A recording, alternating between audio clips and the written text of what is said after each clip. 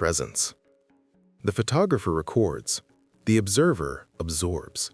Two people stand in the same moment. One reaches for a device, the other stays.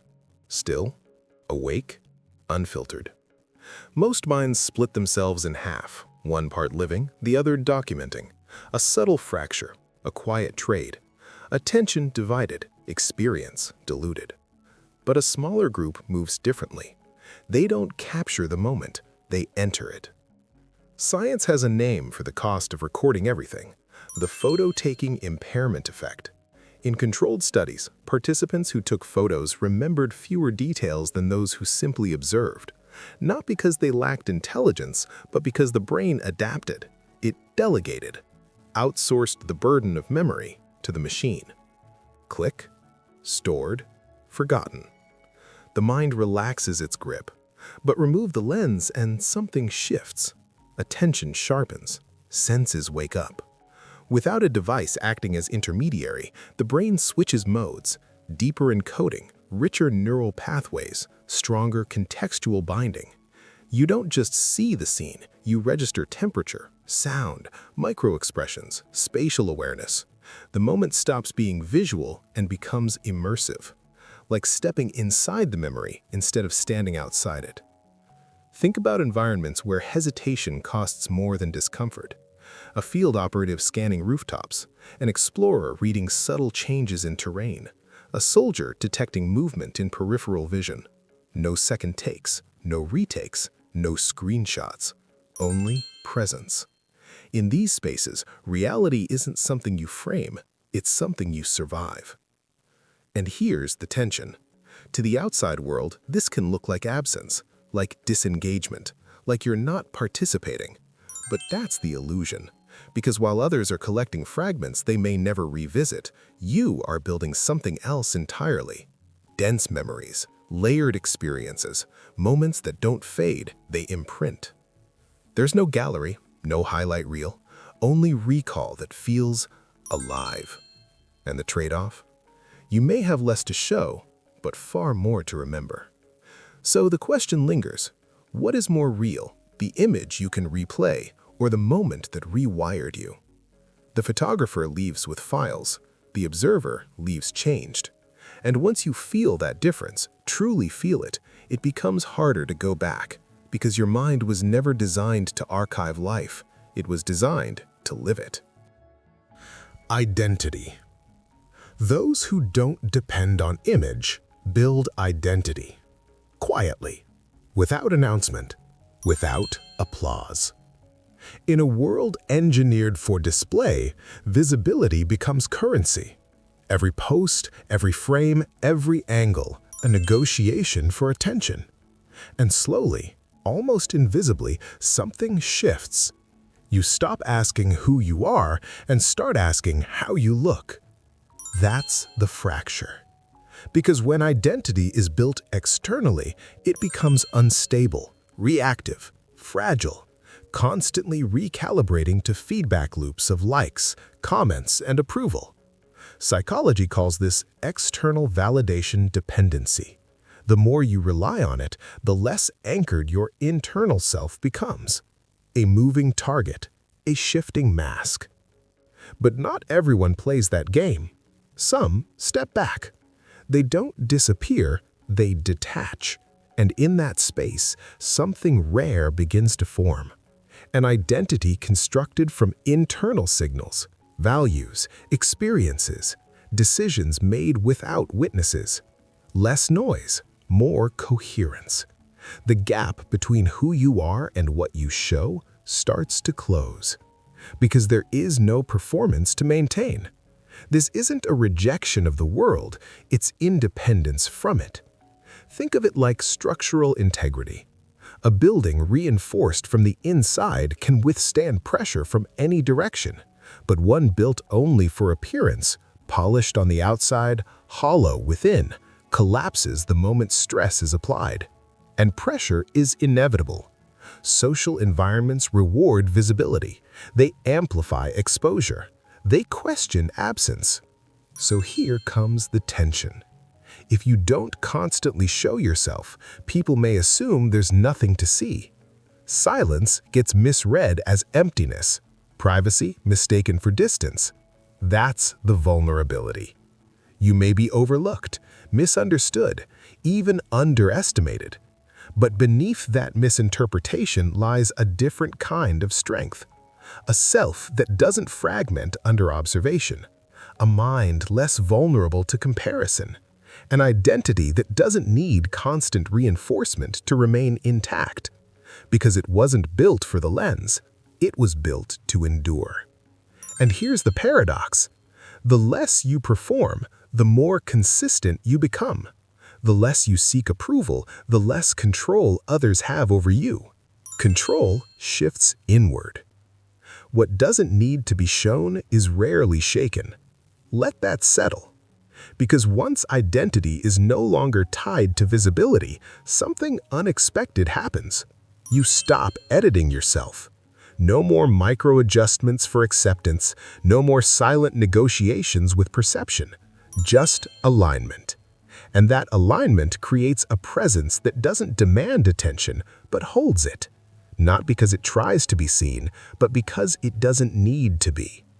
Those who live for the lens are always adjusting. Those who don't, they remain. And in a world of constant projection, that kind of stability is almost impossible to ignore. Focus. When attention isn't interrupted, experience deepens. Not slightly, exponentially. There's a moment, you felt it, when everything aligns. Sound sharpens, time stretches, your awareness narrows, then expands at the same time. You're not thinking about the moment, you're inside it. And then, wait, let me take a picture. Break. Something subtle fractures. The continuity dissolves. What was immersive becomes observational. What was alive becomes staged. That discomfort you feel? It's not trivial. It's neurological. Because your brain was entering what psychology defines as a flow state, a condition of deep cognitive immersion where attention, perception, and action synchronize.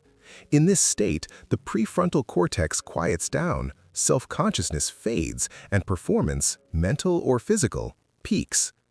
Athletes call it being in the zone. Operators call it survival. And here's the catch. Flow is fragile. It requires uninterrupted attention.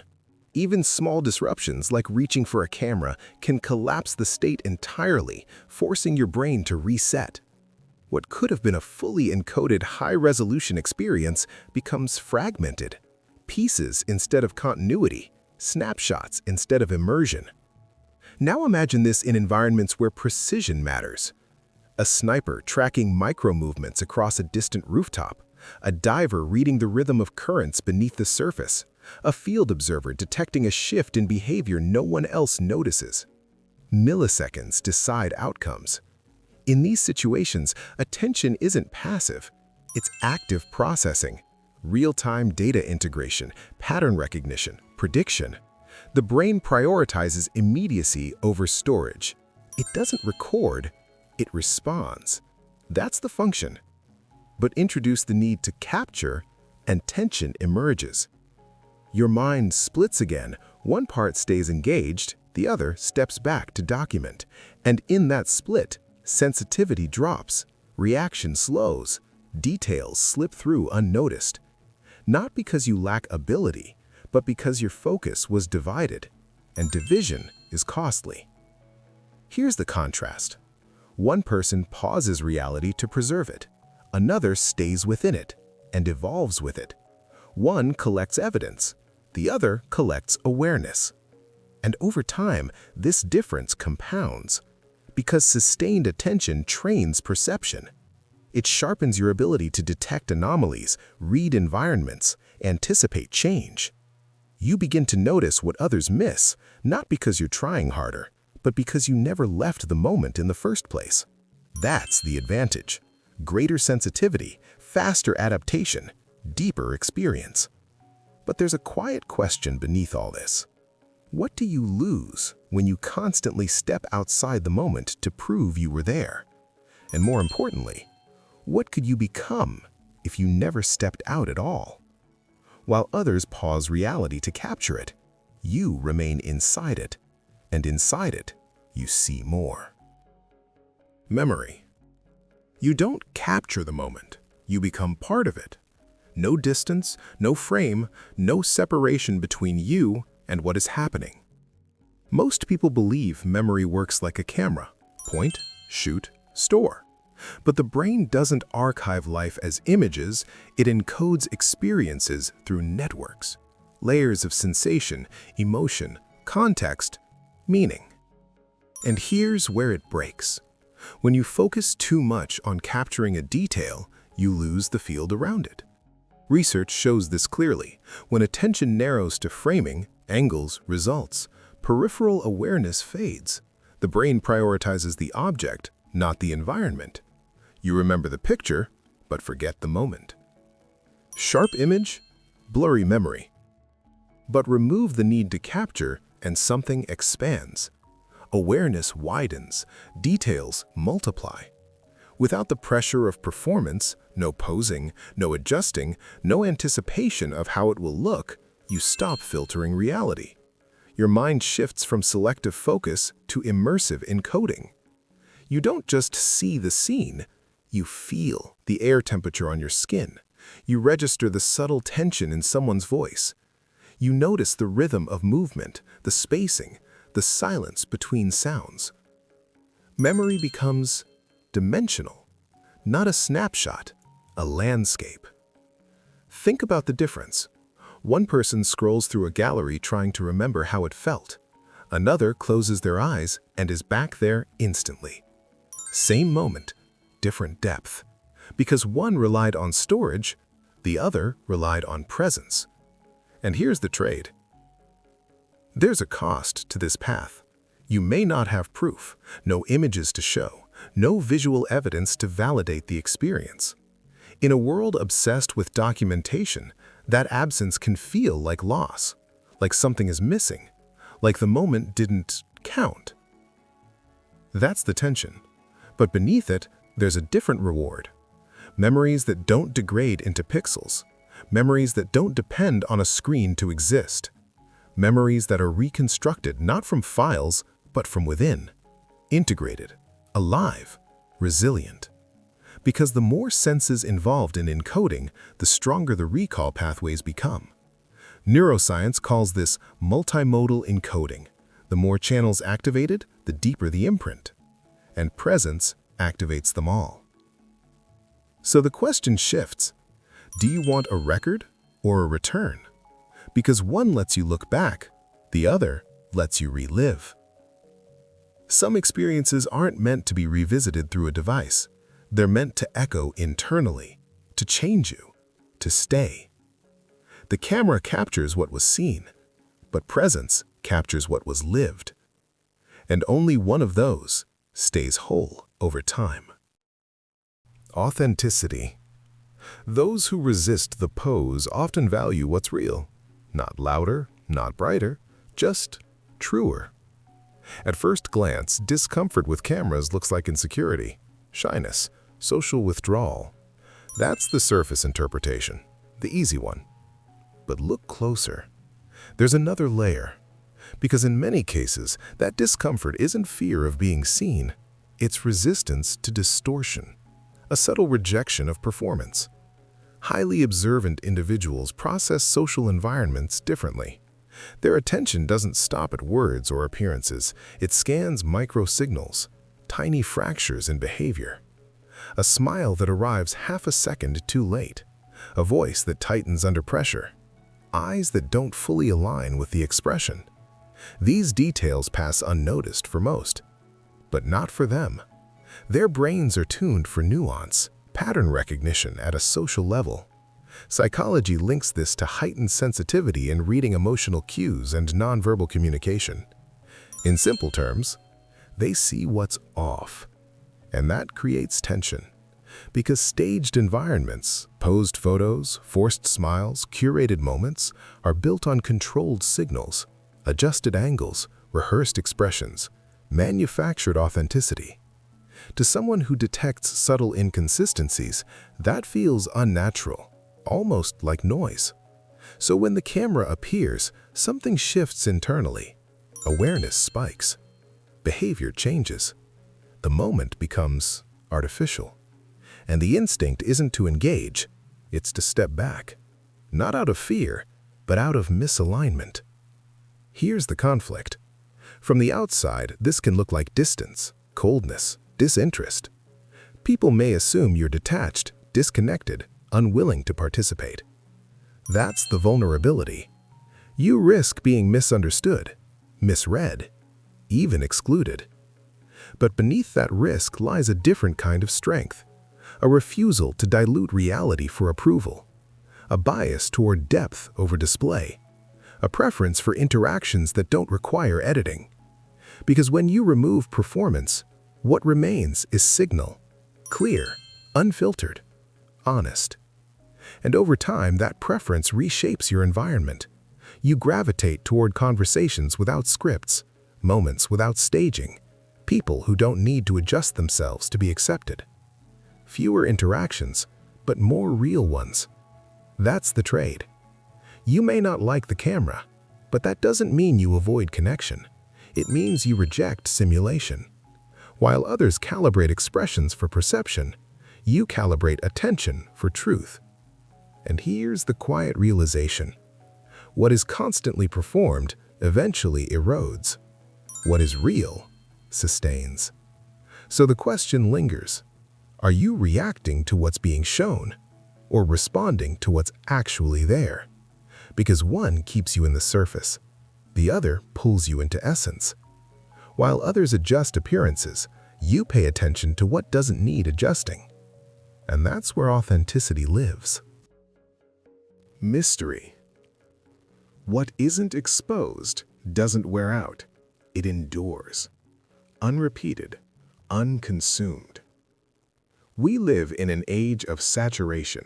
Every moment documented, every face repeated, every experience compressed into something scrollable, disposable, instantly replaced. Seen, liked, forgotten. And the more something appears, the less impact it carries. This isn't opinion, it's cognitive. The brain adapts quickly to repetition. Neuroscience calls it habituation. The more exposure you have to a stimulus, the weaker your response becomes. What once felt striking fades into background noise. Familiarity dulls intensity. So what happens when you remove yourself from that cycle? Something counterintuitive. Absence begins to speak. In a landscape flooded with constant visibility, not appearing becomes noticeable, not because you demand attention, but because you don't compete for it. You interrupt the pattern, and the mind reacts to interruption. There's a psychological tension in the unknown. Humans are wired to resolve uncertainty, to fill gaps, to seek what is incomplete. When something isn't fully accessible, it creates cognitive friction. Curiosity. And curiosity holds attention longer than exposure ever could. Think about it. A face seen every day becomes invisible. A presence that appears rarely becomes memorable. Not louder, just rarer. That's the shift. People who don't constantly expose themselves retain something almost extinct: control. Control over timing, control over context, control over narrative. They choose when to be seen and when not to be. And that choice creates structure. Because instead of being consumed by repetition, their presence is experienced in moments, singular, defined, less frequent, but more impactful. Here's the breakdown. Less saturation, less dependency on approval loops, less erosion of identity through constant feedback. And in return, more weight, more curiosity, more permanence. But there's tension here too. Silence can be misread. Absence can be questioned. People may assume you've faded when in reality you've withdrawn from the noise. That's the risk. To not play the visibility game is to accept being temporarily overlooked. But here's the paradox. What is constantly visible becomes easy to ignore. What is controlled becomes difficult to forget. Excess creates indifference. Absence creates meaning. Let that settle. Because presence isn't measured by frequency, it's measured by impact. You don't need to appear constantly to exist with strength. You don't need to repeat yourself to remain relevant. You don't need to be everywhere to be remembered. Sometimes the strongest signal is restraint. And in a world that never stops showing, the one who chooses when not to show becomes the one no one fully understands. And that mystery? It doesn't fade. It deepens.